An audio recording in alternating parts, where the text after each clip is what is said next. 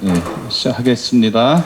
성부와 성자와 성령의 이름으로 아멘.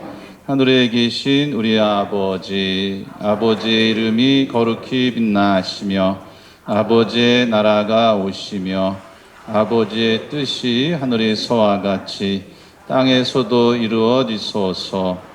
오늘 저희에게 일용할 양식을 주시고 저희에게 잘못한 일을 저희가 용서하오니 저희 죄를 용서하시고 저희를 유혹에 빠지지 않게 하시고 악에서 구하소서. 아멘. 성부와 성자와 성령의 이름으로 아멘. 예, 지난주에는 종교심이 뭔지, 신앙심이 뭔지, 그 다음에 신앙과 믿음과의 관계. 근데 지금은 신앙과 믿음을 이렇게 섞어서 쓴다 말씀을 드렸어요. 그래서 하버드대의 하비 콕스라는 사람이 있어. 오래된 교수죠. 종교의 미래라는 책에서 좀 믿음과 신앙을 이렇게 섞었어요. 그러니까 그러면서 그런 믿음 쪽으로만 치우치다 보니까 실천적인 면이 약했다. 예수 그리스도께 대한 인격적인 믿음, 교리적인 믿음 이거에만 이게 그것이 중점이 되다 보니까 그런 예수님의 가르침을 삶의 현장에서 이게 이제 실천해야 되는데 이게 지금 약화됐다. 그래서 새로운 그런 신앙의 그런 시대로 나가야 된다 그러면서 믿음의 그런 의미, 그 다음에 신앙의 의미를 섞어서 이렇게 써요. 한번 인터넷 치면은 하비 콕스라는 사람이 나와요.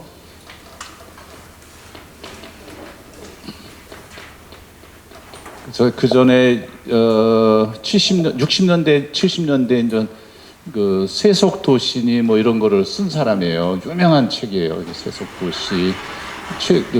몇 년 전에 쓴 거는 종교의 미래라는 책을 썼고, 그 다음에 한 20여 년 전에는 전 세계 그런 성령 운동, 그것에 대해서도 아주 두껍게 썼는데, 그때 제가 양지성당 있을 때 아주 재밌게 봤던 책 중에 하나, 거의 500페이지 가까이 되는데, 그 당시에는 뭐 30대 후반이니까 그냥 막 아침 9시에 나가서 판공 나가서 밤 11시에 들어오면서도 그 책을 보고 자고 뭐 이렇게 다 했어요. 30대니까 한 거죠. 지금 해라 그러면 못합니다. 너무 힘들어서.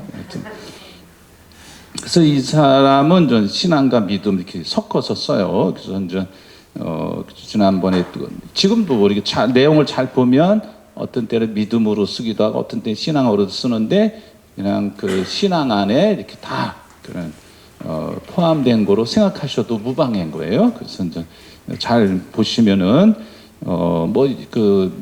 신앙에 대해서 믿음의 어떤 정의, 어떤 의미 이런 것들은 좀 제가 몇 가지를 적어놨는데 여기 보면은 마틴 슐레스케라는 사람이 나와요. 그렇죠? 예, 여기 보면은 독일 사람인데 바이올린을 제작하는 사람이에요.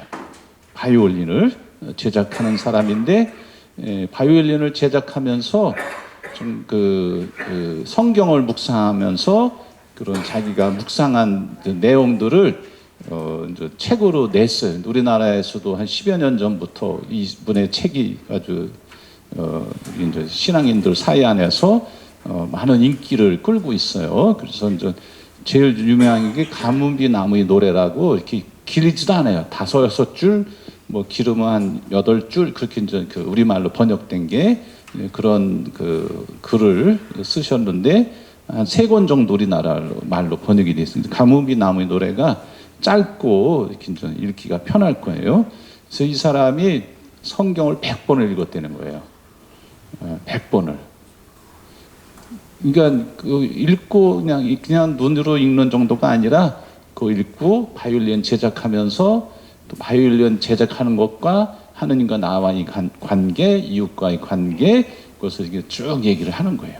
예? 그래서 바이올린 얘기가 많이 나와요. 그런데 그거를 하느님께서 사람을 어떻게 이렇게 다듬어 나가시는지 그런 거를 연결을 시키고 있어요. 하여튼 예. 믿음이란 이 사람이 이제 묵상하면서 이제 체험한 걸 쓴 거니까 하느님이 이룰 일을 기대하고 하느님의 때를 기다리는 것입니다.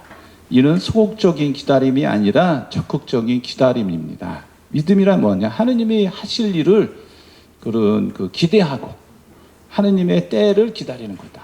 여기서 때라는 것은 그런 시간적인 때가 아니라 카이로스라고 생각하시면 돼요. 그래서 예를 들면, 그래서 이제 구약 성경에 등장하는 인물들, 유딧 같은 경우 아주 아시리아의 공격으로 이스라엘이 그냥 포위가 된 거예요. 성에서 포위됐는데, 그래서 이제 물줄기로 다 차단하니까 그 성 안에 있으면 물이 없으면 아무것도 못 하잖아요.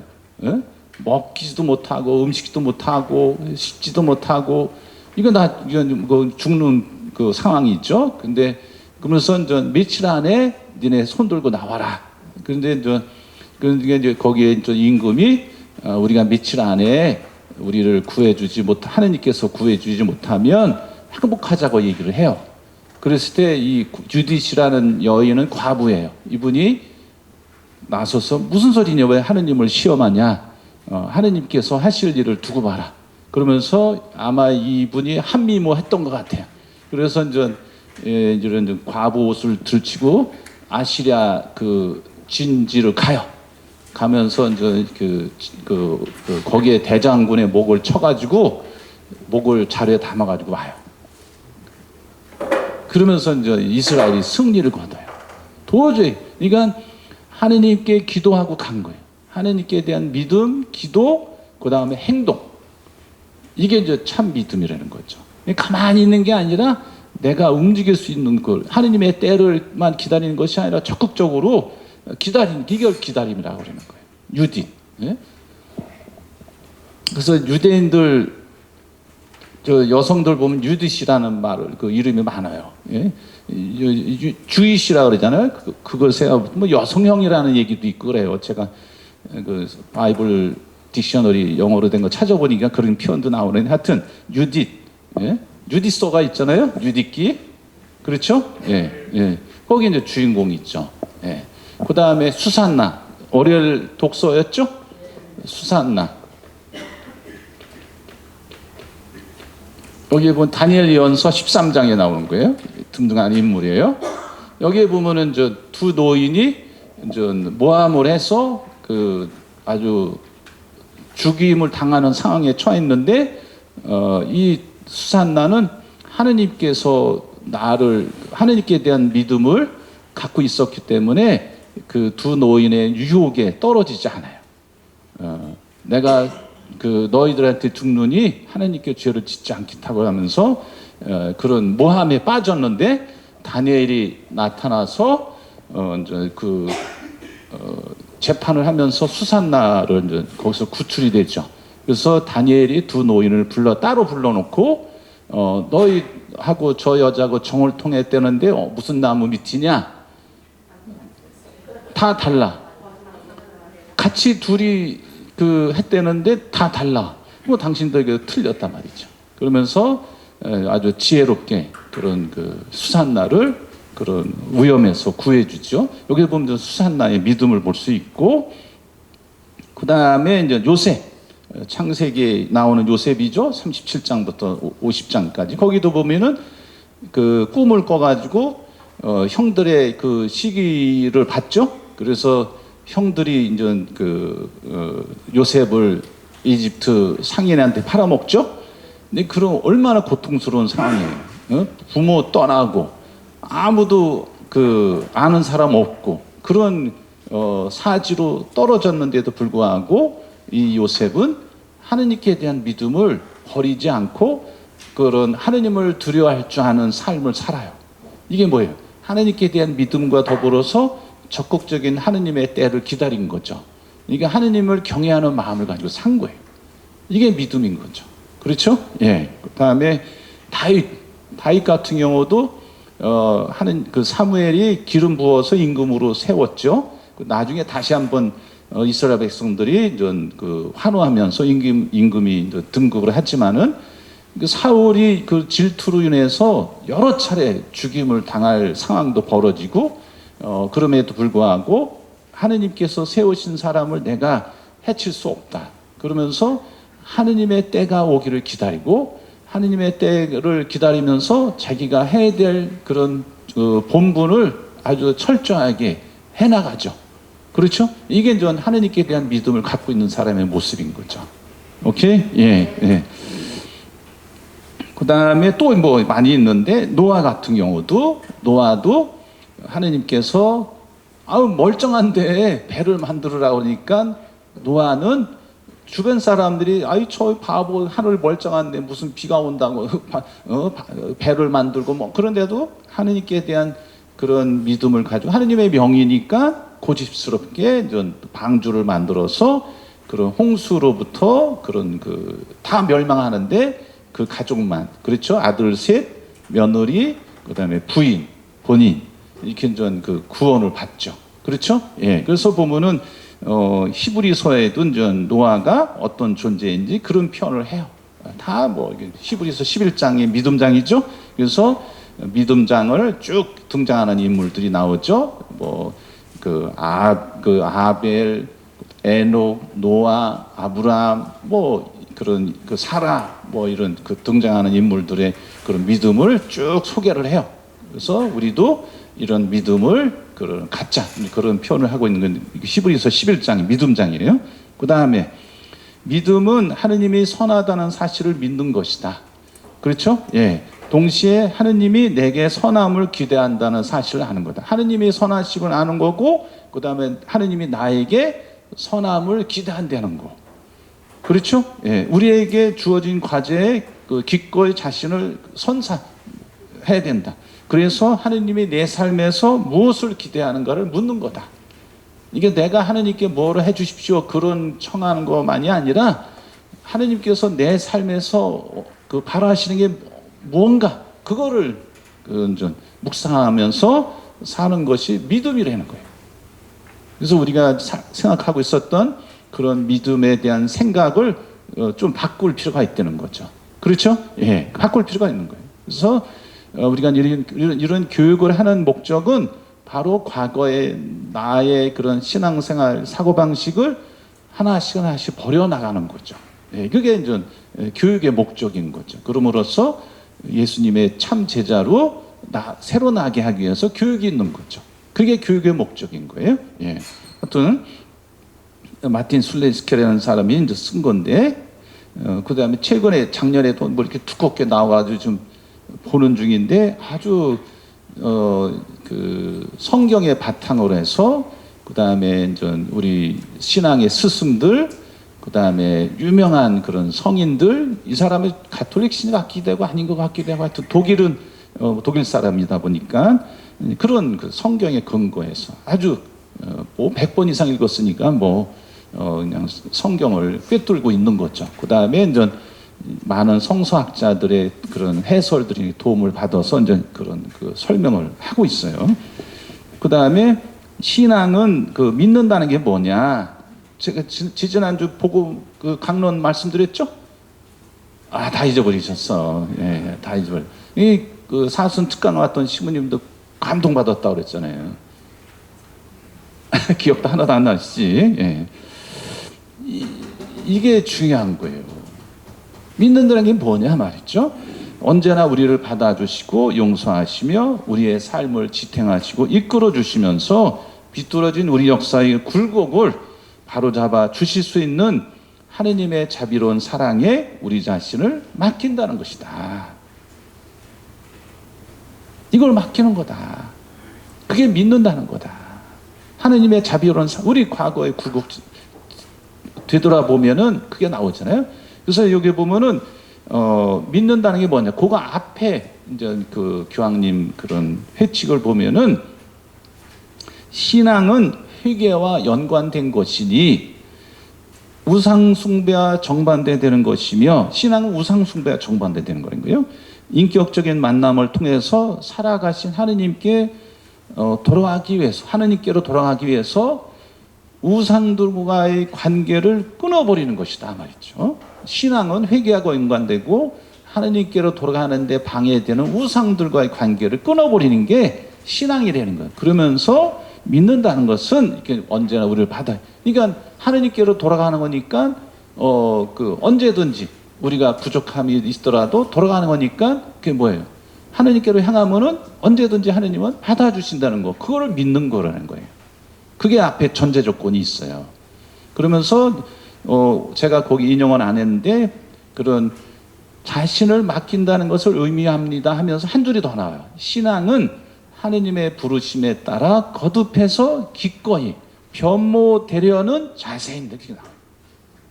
이게 단순히 하느님께 대한 자비에 맡기는 것만이 아니라 기꺼이 우리 삶이 변모되려는 자세라는 거예요.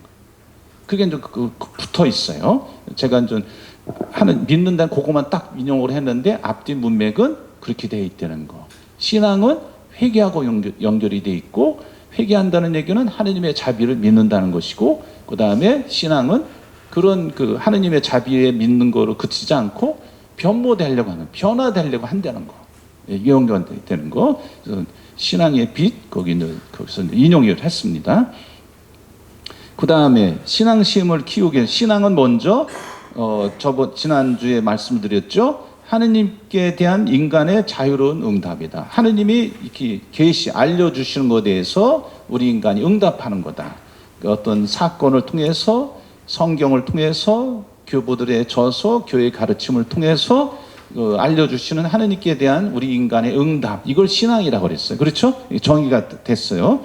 근데 거기에서 그것만이 아니라 동시에 신앙은 하느님께서 인간에게 무상으로 거저 베푸시는 선물이기도 하다.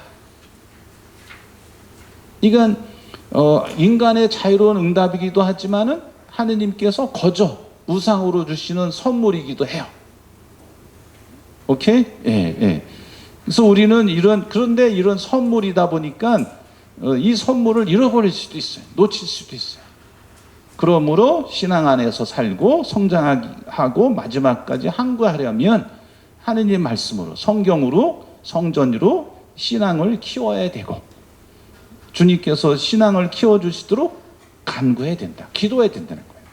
그렇죠? 예. 그래서 저희들이 믿음이 부족합니다. 겨자씨 하늘 만한 믿음도 없습니다. 그러면 어떻게 예수님이 겨자씨 하늘 만한 믿음이라도 있으면 좋겠다 그러시면서 믿음을 키워달라고 기도하라고 얘기를 하셔요. 하느님께로.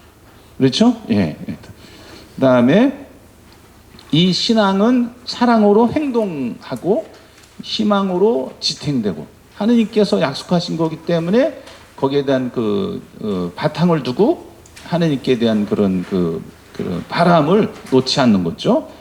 또 그 다음에 우리 교회 가르침 안에서 뿌리를 내려야 된다. 예. 어제 그제 PD 수첩 보신 분도 계실 텐데 보담하신 분도 있다 그랬는데, 서울교구 한 10여 년 전에 파직당한 전 사제인데, 이 사제가 성모님 어떻게 이렇게 하는 게 너무 우리 교회 가르침하고 어긋나는 걸 막 하는 거예요. 뭐 행동이나 뭐 이런 거. 어떤 사람은 어떤 공동체도 만들어서 강원도 가서 막 살고 막 그래. 이게 인근 성당에 막 신자들이 성당에 오는데 자기 자리 앞에 성모상을 모셔놓고 미사를 하는 거예요. 그래서 역대 본당 신부들이 다 강원도 쪽에서 하지 말라고, 하지 말라고. 그 얘기 그래도 말을 안 듣고, 그러니까 신자들도 아예 성당에 못 오게 하는 거죠.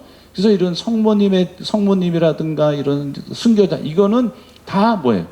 예수님께 대한 믿음, 신앙을 더 성장하는데 그분들이 우리 도움을 주는 거지, 그런 성모님 자체가 우리 신앙의 대상은 아니란 말이에요. 이걸 분명히 해야 돼요. 우리 신앙의 대상은 누구예요? 삼위일체 하느님이에요. 삼위일체 하느님. 그래서 성모님 상이 있는 건 뭐예요? 성모님 그런 어머니 상을 보면서 하느님이 사랑이심을, 존재하심을 믿게 하기 위해 있는 거지, 성모님 자체가 우리 신앙의 목적이 아니라는 거죠. 예? 이걸 분명히 하셔야 돼. 그렇다고 제가 성모님 이렇게 그거 아니에요. 그건 절대 오해하시면 안 돼. 그러니까 성모님 호칭은 다 어디서 나왔어요? 예수님의 삶하고 연결이 되는 거예요. 성모님 호칭이 하느님의 어머니, 천주의 모친이라고 그러잖아요, 한자로. 이건 다 예수님이 누구냐 이거예요. 거기서 나온 거예요. 예수님의 이분이 누구냐 말이죠.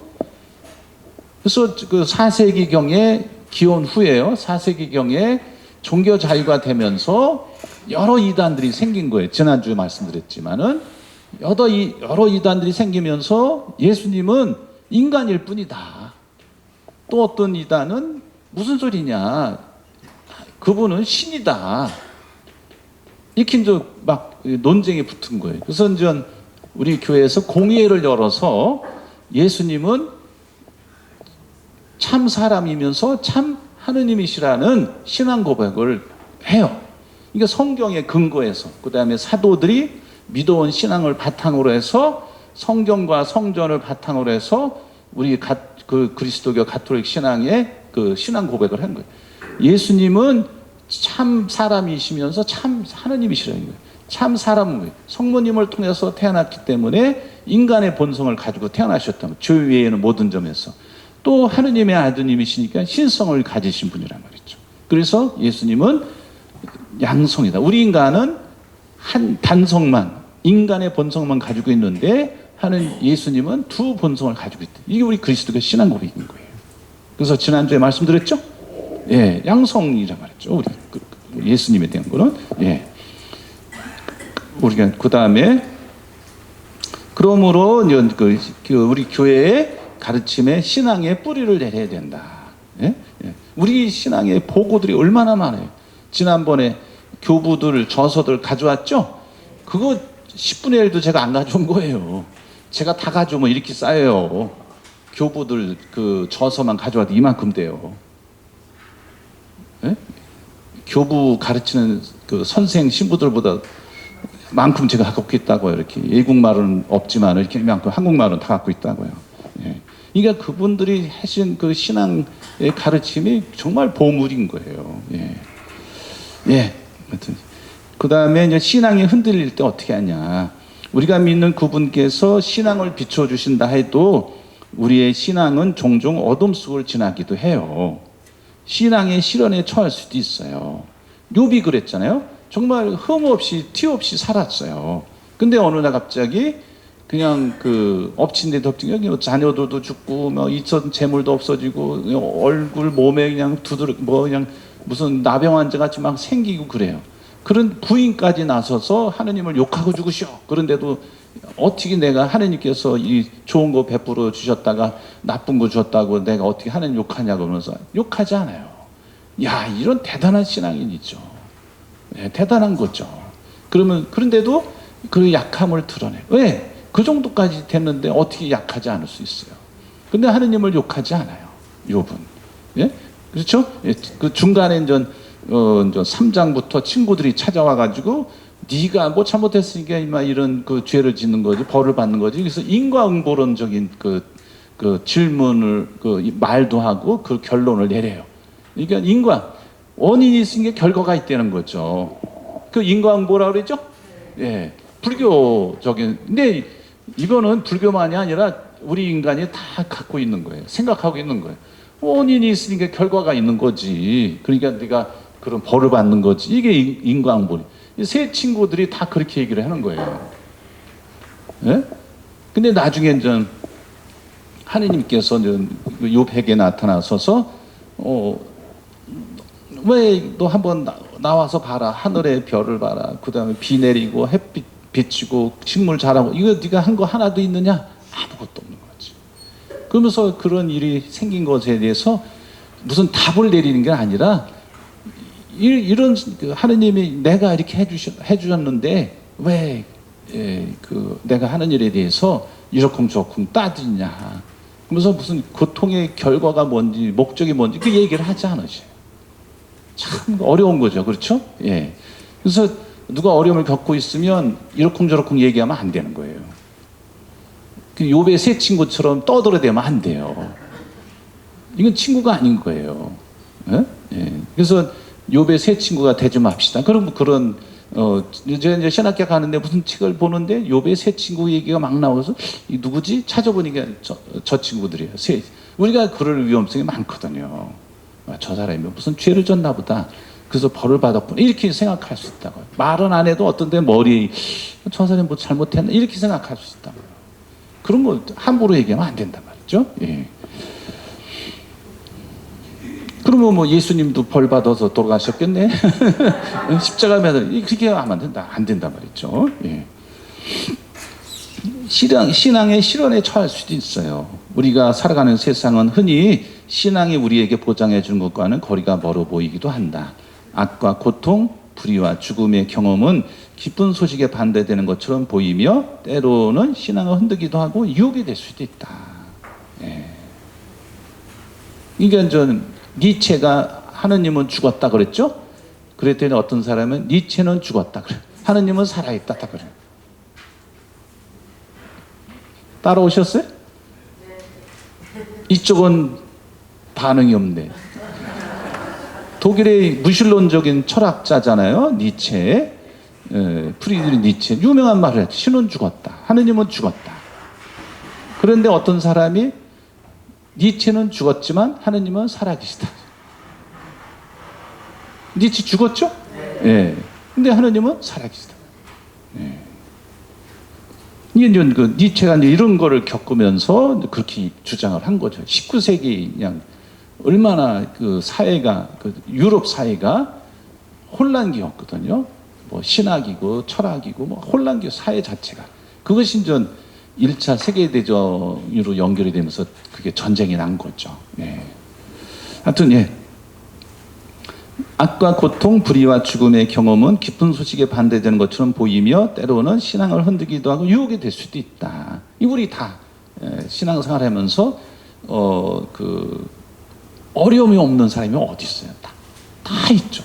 그러니까 버리기도 하고 어떤 사람이 인전 그 인도의 마더제사 수녀님이 계신 데를 생존에 계실 때 이제 영국 그 타임즈 기자가 거기를 간 거예요. 이 사람은 영국 사람이니까 성공이 아니면 가톨릭 신자거든요. 굉장히 그 무신론으로 20세기 유럽은 무신론이어야 아주 대단한 사람으로 취급받는 시대였던 거예요. 지금도 마찬가지고. 그러다 보니까 이 사람도 무신론자였던 거예요. 그런데 그 인터뷰하러 캘커타에 갔다가 마다데사 수녀님이 하시는 헌신적인 삶의 모습들, 그 봉사자들의 모습, 그다음에 그의 수녀님들 거기에서 충격을 받았어요. 그러면서 다시 신앙을 선택해요. 저런 가운데도 헌신하는 사람이 있구나. 저런 상황이면은 하느님이 어디 있어? 하느님이 계시다면 어떻게 저런 사람이 길에서 죽게 놔둬? 그렇게 얘기할 수 있었을 거예요. 근데 이 사람은 그런 거에 전혀 개의치 않고 하시는 수녀님들하고 봉사자들의 삶의 모습에 바로 저기 하느님이 계시구나. 그러면서 다시 신앙으로 돌아온다. 예? 똑같은 장면을 보고도 어떤 사람은 신앙으로 돌아오기도 하고 신앙을 버리지는 않지만 신앙을 멀리하기도 하죠. 그렇죠? 예, 예.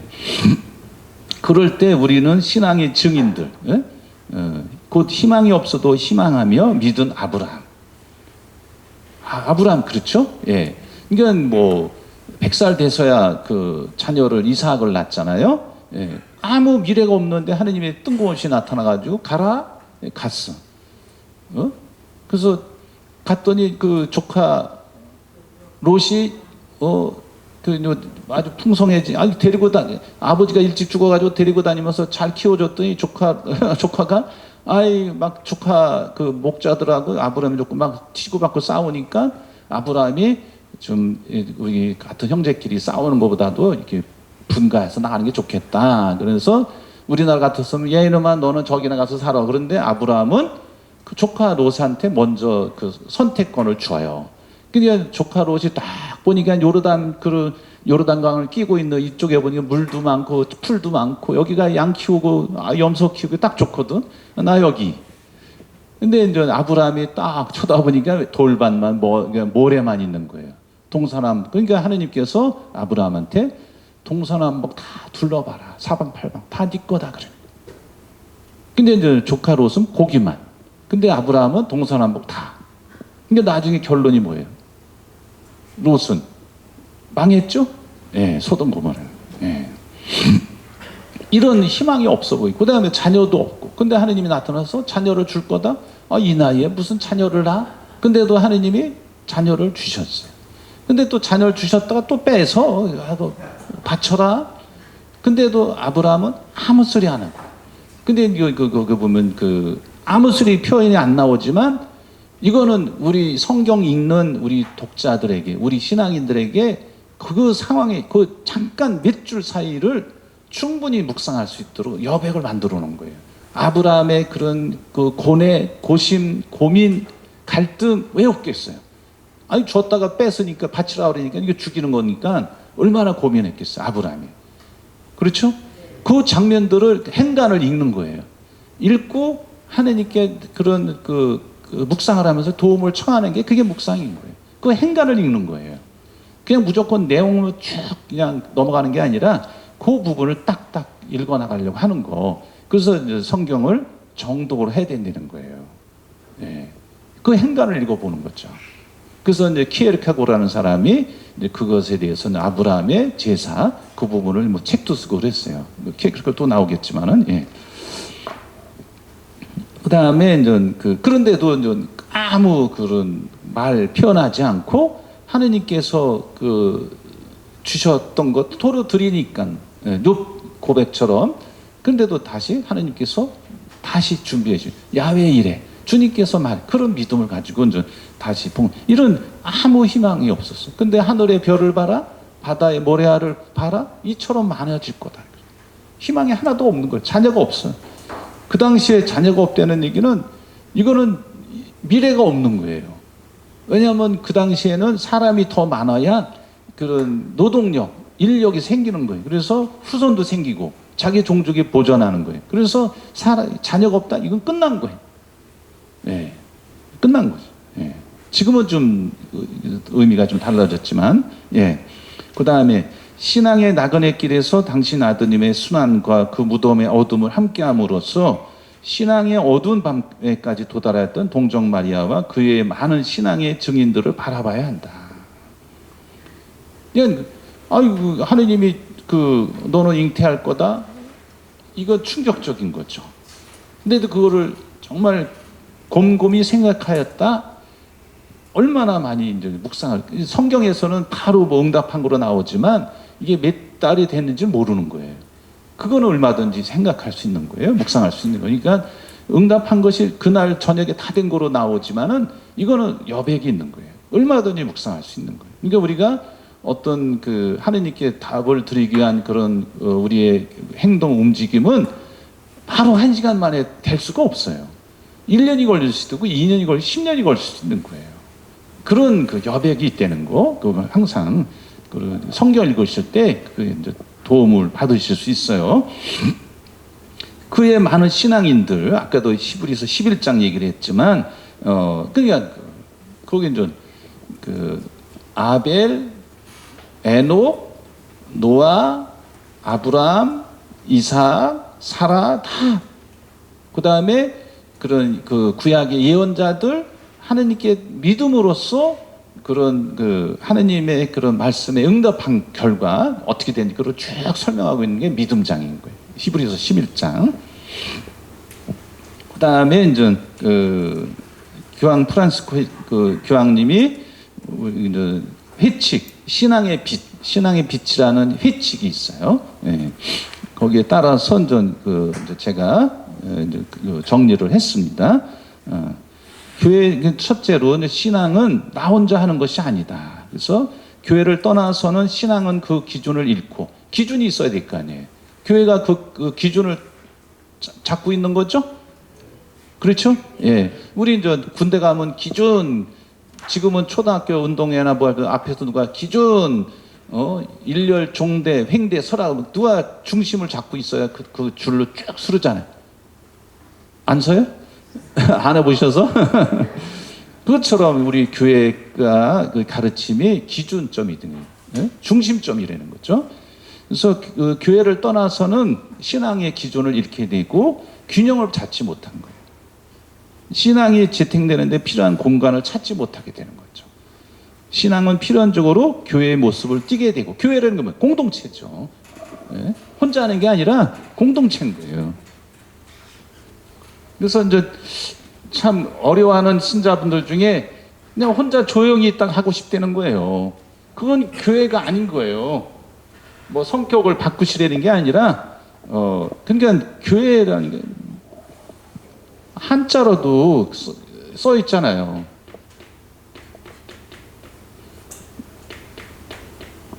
모을 회자잖아요. 모을 회자예요. 그리고 하느님께서 불러서 모으셨단 말이죠.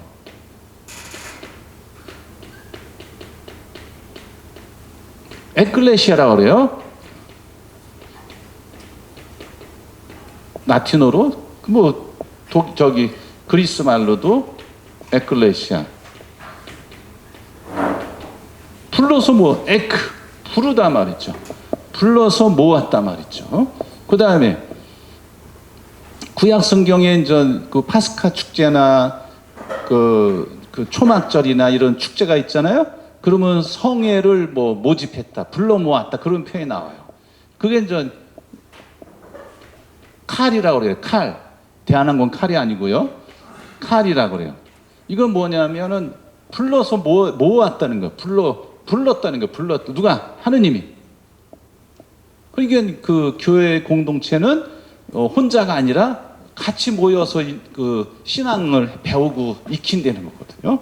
벌써 온 단어를 보면 다 그런 뜻을 담고 있어요. 이게 그 안에서 신앙을 배워나가는 거죠. 믿는 이들 사이에 실제적인 친교를 사귀고 나누고 봉사하고 이게 다 포함이 되는 거죠. 그리스도의 몸 안에서 고백되어야 그리스도의 몸을 교회를 정의 내리는 거잖아요. 예? 예. 교회가 뭐예요? 그리스도의 몸이란 말이죠. 하느님 백성들의 모임 다 포함이 되죠.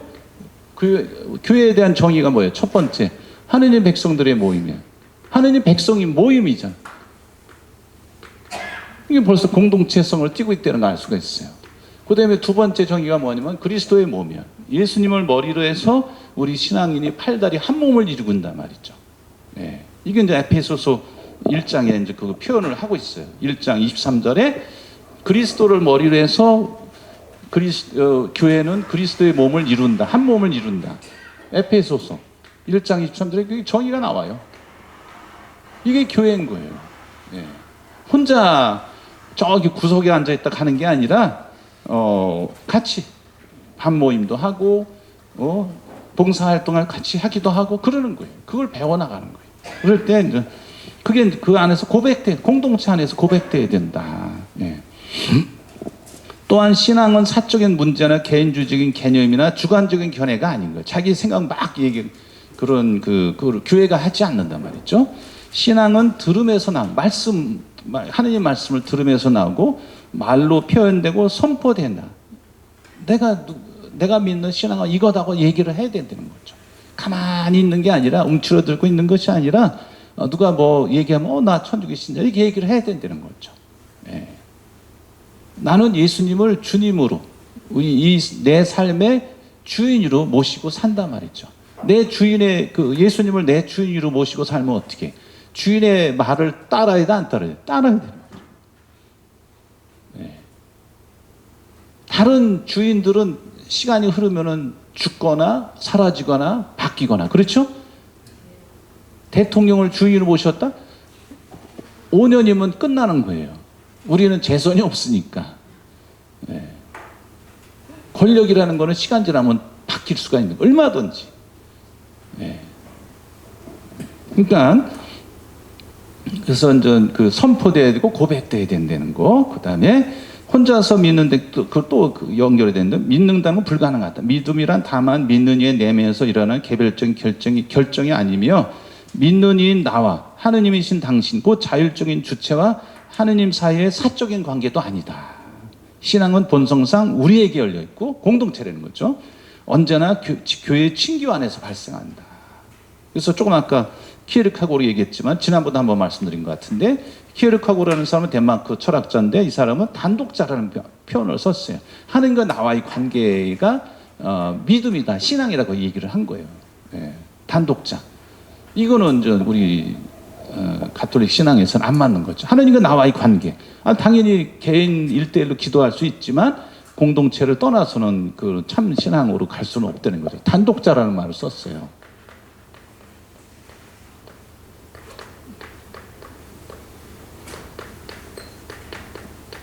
단독, 헛단자잖아요. 단수할 때 쓰잖아요. 홀로독이죠.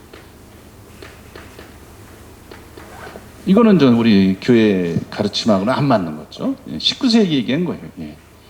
그 다음에 세 번째로 우리 교황님이 얘기하신 게, 신앙은 세상을 멀리하지 않고 현대인의 구체적인 관심사에 무관하지 않기에 공동선에 기여한다. 공동선, 개인의 어떤 누구를 위한 그런 정책, 법안, 어떤 행동, 어떤 그 공약 제시, 이건 안 된다는 거죠.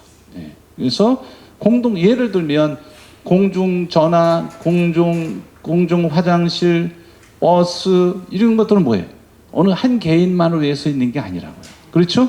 우리 사회생활 전체의 그런 어떤 그 집합, 그런 모든 거 합한 거 다 공동체를, 많은 사람들을 위해서 있는 거, 그게 이제 공동선이라고 그러는 거죠.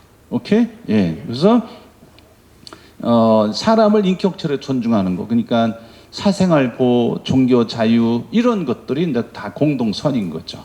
그거를 위해서 국가가 정책을 입안하고 펴야 된다는 거죠. 두 번째, 사회 안녕과 그런 발전을 해야 된다는 거죠. 의식주, 그 다음에 보건, 노동, 교육, 적절한 정보, 이런 모든 것들이 뭐예요? 공동선을 위해 있는 거죠.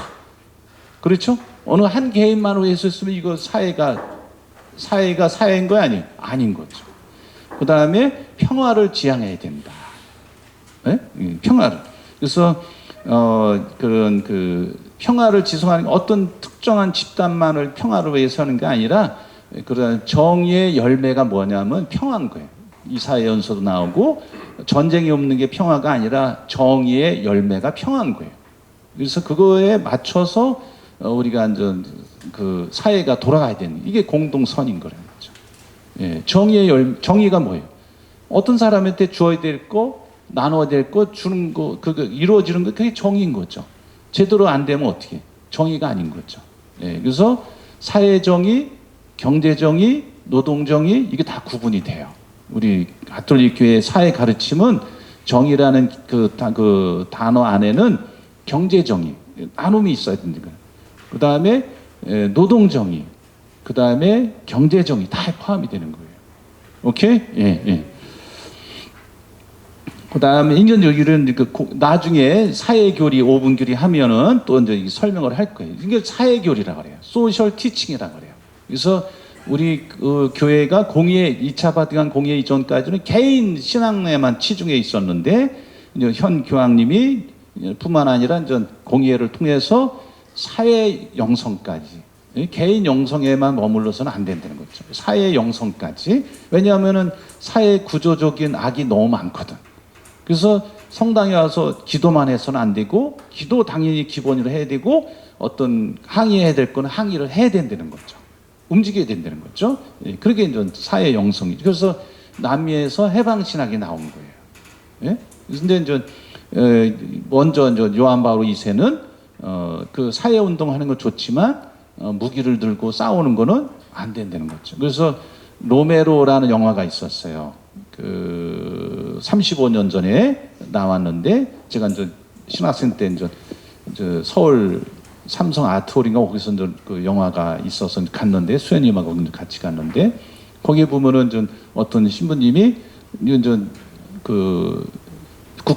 군인들이 총 들고 막 사람을 죽이고 막 그러니까 그 신부님이 총을 들고 싸우러 나가려고 그래. 그때 노메로 대주교님이 Are you communist? 당신 공산주의자야? 딱 그러네. 공산주의자는 총 들고 사람 폭력으로 똑같이 한다 이거죠. 우리는 공산주의자가 아니라는 거죠. 예. 그러니까 전 우파가 정권을 잡고 좌파가 너무 어려우니까 이제 항의를 하고 그래서 이제 해방신학이 나온 거죠. 개인 영성에서만 빠져서는 안 되고 사회 영성까지 나가야 된다. 그게 이제 해방신학이 공언하는 거죠. 예. 우리가 생각하는 우리나라 전두환 때처럼 그런 해방신학이 어쩌고저쩌고 함부로 얘기하면 안 되는 거죠. 예. 그래서 이처럼 신앙은 교회 내부만을 밝혀주거나 내세의 영원한 도성을 짓는 데만 기여하는 것도 아니다. 신앙은 우리 사회를 건설하는 데 이바지하게 함으로써 희망을 가지고 미래를 향하여 나갈 수 있게 한다. 예. 신앙은 우리에게 창조주 하느님의 사랑을 드러냄으로써 자연을 한층 더 존중하고 자연 안에서 하느님께서 써놓으신 문법과 우리에게 가꾸고 돌보라고 맡겨주신 집을 알아보게. 집이 뭐예요? 공동의 집이죠. 우리 우주죠. 신앙은 그저 효용만과 이익에만 바탕을 개발이 아니라 우리가 모두 은혜를 입고 있는 창조물을 선물로 여기는 개발 모형들을 찾는 데 도움이 된다. 이게 창조물을 내 마음대로 훼손해서는 안 된다는 거죠. 예. 그래서 창세기 1장을 잘못 해석해가지고 이제 유럽이나 우리나라나 미국이나 그러다 보니까 이게 자연재해가 막 심각해진 거예요. 예. 심각해진 거예요. 예. 그래서 이제 현 교황님이 이제 찬미받으소라는 그런 자연에 대한 회칙을 내신 거예요. 이 심각하다 말이죠. 예. 우리 어떠한 정치인만의 노력이 아니라 전 세계 우리 시민들이 다 함께 해야 된다는 거죠. 예. 이런 것까지 다 우리 신앙인의 활동으로 이렇게 보시면 되겠습니다. 또한 공정한 통치 형태를 찾는 법을 가르쳐 준다. 신앙은 그 권위가 하느님에게서 비롯되고 공동선을 위하여 봉사하는 통치 형태가 공정한 통치 형태다. 그래서 독재자라든가 히틀러라든가 그 다음에 이제 무솔로니라든가 뭐 이런 일제 시대 때 그런 일본 왕이 남의 나라 침략하고 다 명령을 내렸겠죠. 예. 그 다음에 조선의 젊은이들, 중국의 젊은이들을 동원해서 자기네 전쟁하기 위해서 막 전쟁터 내보냈죠. 이거 다 그런 공동선을 위해서 봉사하는 통치 행위는 아니죠. 그렇죠? 예. 우리나라 군사 독재 시대 때 마찬가지고. 예. 예. 그 다음에 그리스도인들은 고통을 완전히 없앨 수는 없지만 고통의 의미를 부여할 수 있고 고통이 결코 우리를 저버리지 않으시는 하느님의 손에 자신을 맡겨드리는 사랑의 행위가 될 수 있고 그리하여 고통은 신앙과 사랑이 성장하는 계기가 될 수 있음을 안다. 박원서 씨 아시죠? 우리 가톨릭교회 신자고 정예 엘리사벳 남편 죽고 얼마 있다가 아들까지 죽었어요. 예. 그 상황에서 어느 누가 어떤 배우자가 엄마가 하느님께 울부짖지 않고 하느님을 부정하는 그런 말과 행동을 안 하겠어요? 했죠. 그래서 이제 한 말씀만 하소서라는 신앙 고백서를 썼잖아요. 거기에 다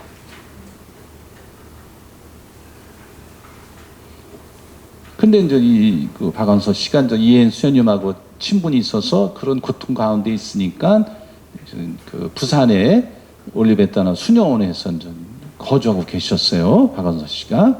근데 어느 날 어떤 젊은 수녀님이 박원서 씨한테 왜 자매님 아들은 죽으면 안 되는 거죠? 아주 이제 당돌하게 젊은 수녀님이 얘기한 거예요.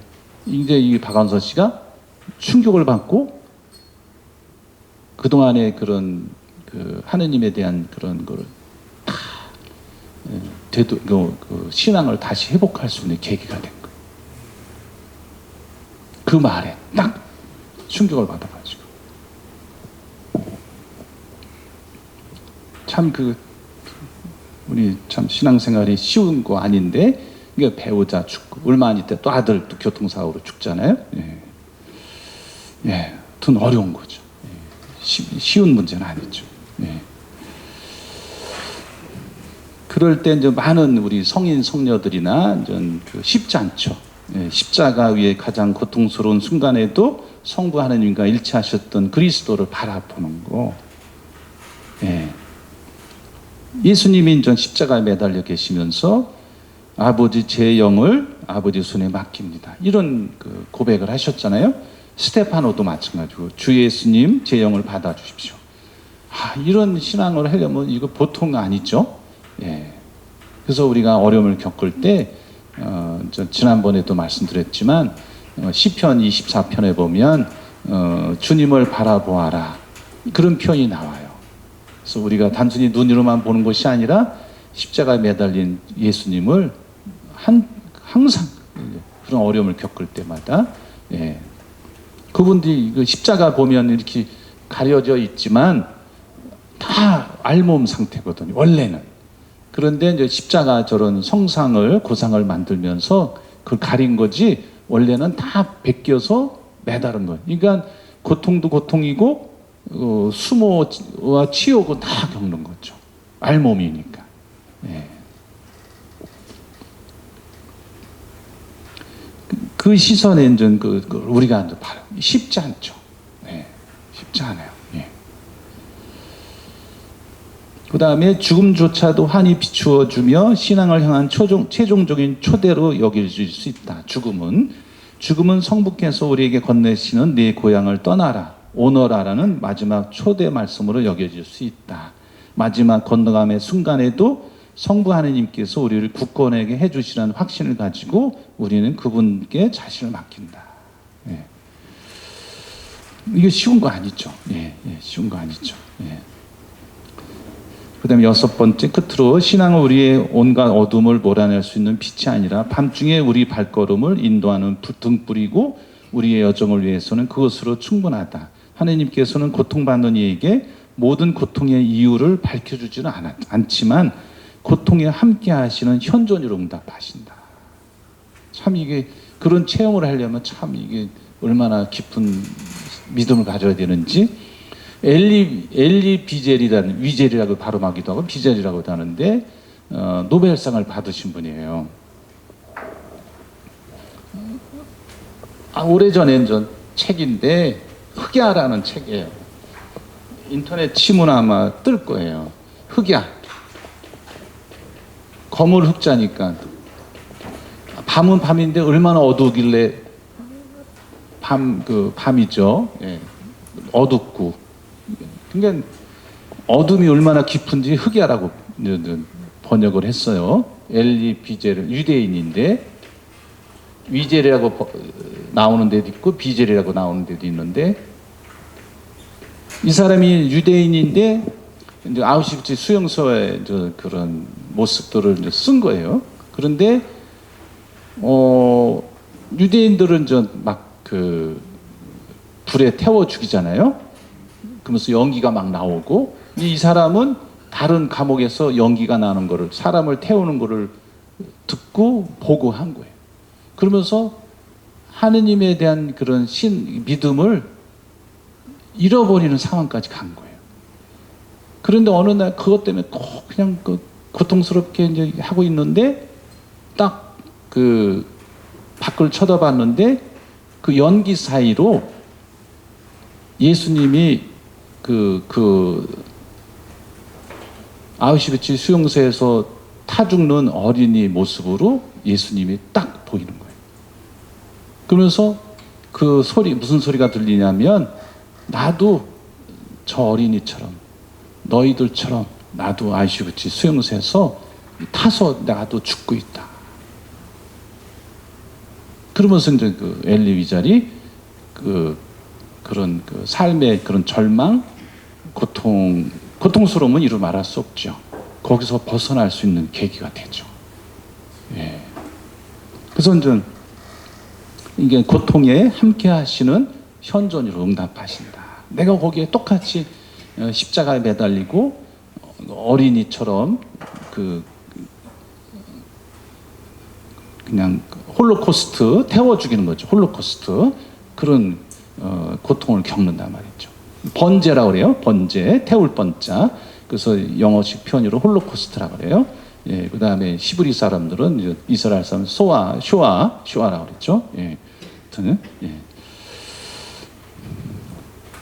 하느님께서는 고통받는 이들에게 모든 것을 납득할 수 있는 설명을 주시지는 않는다. 그보다도 하느님께서는 그들과 함께하는 현존하는 방식, 그리고 빛을 향한 문을 열어주시기 위해 그 고통의 역사와 연관된 선의 역사라는 방식으로 대답하신다.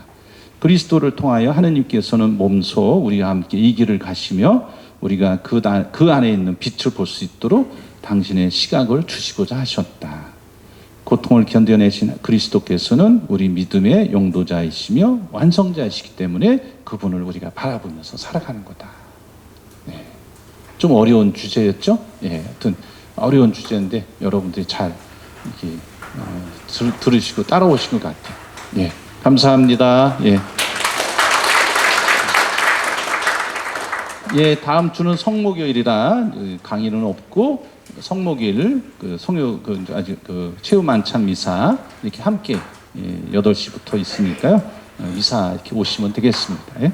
성부와 성자와 성령으로 아멘. 영광이 성부와 성자와 성령께 처음과 같이 이제와 항상 영원히 아멘. 성부와 성자와 성령의 이름으로 아멘. 고맙습니다. 예.